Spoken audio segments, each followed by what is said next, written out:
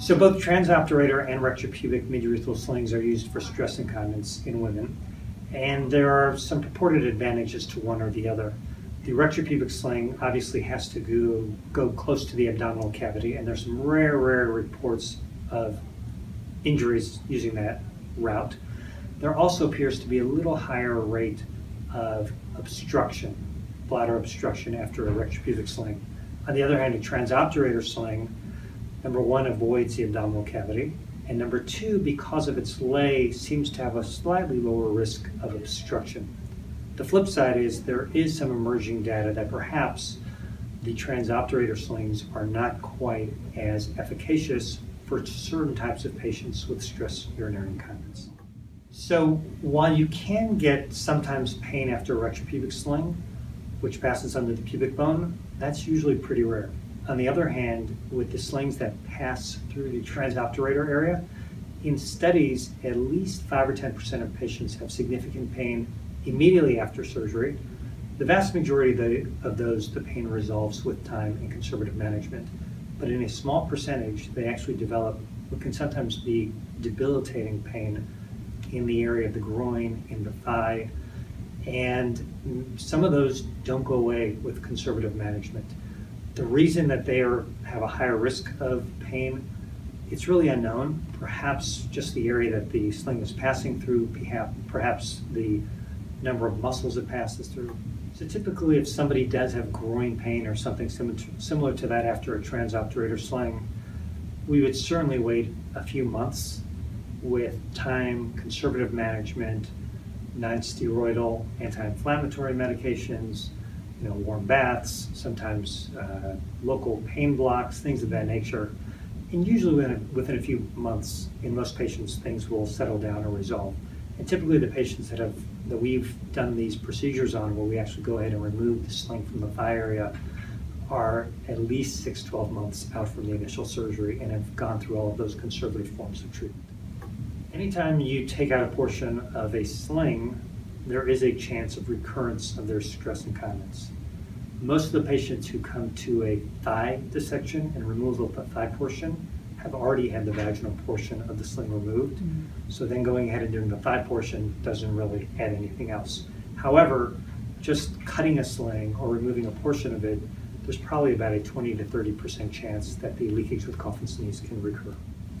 It's a little bit challenging to find it. The way that we do it is we make an incision just lateral to the thigh crease and then cut usually through the skin, the fat.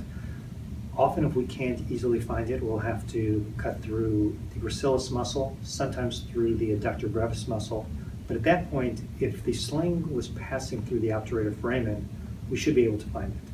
We have had cases where slings, when we couldn't find it there, we just essentially had to expand our search area, and we've actually found some that were coming out above the adductor longus.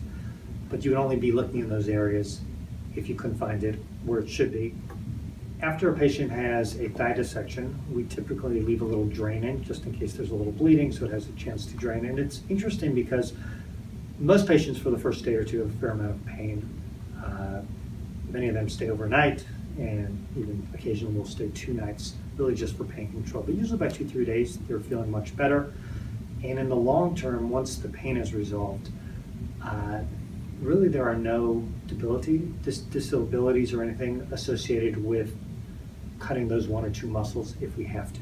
There's a little bit of a sort of dimple on the inner thigh under the skin where there's no longer that muscle mass, but typically, usually that's about it. So I think that not everybody recognizes that there is this rate of patients who do develop chronic thigh pain. Again, fortunately, the number is relatively low. We sort of see the tip of the iceberg because we see the ones where it didn't go away, mm-hmm. and then many of them get sent to us. So we just see that tip of the iceberg. And the secondary fact is people don't realize that there are ways to find the sling in the thigh, and we actually can remove it.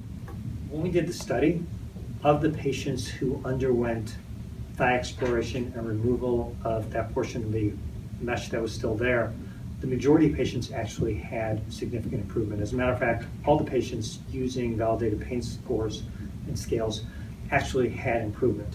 I think in the scheme of things, not everybody gets totally better, and I have had 1 or 2 patients that I've seen since the study was completed who did not get as much benefit as I would have liked.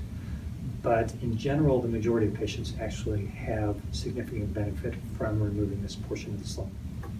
So typically the patients that we do with thigh dissection, again, are those who have really had an opportunity to run the time course of conservative management, have had this sort of sling placed so we know it's there.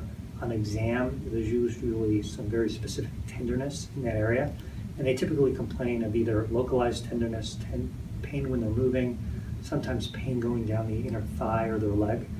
And when that doesn't resolve with time and other conservative measures, if the pain is sufficient that it's really bothering the patient, that's when we would consider this kind of procedure.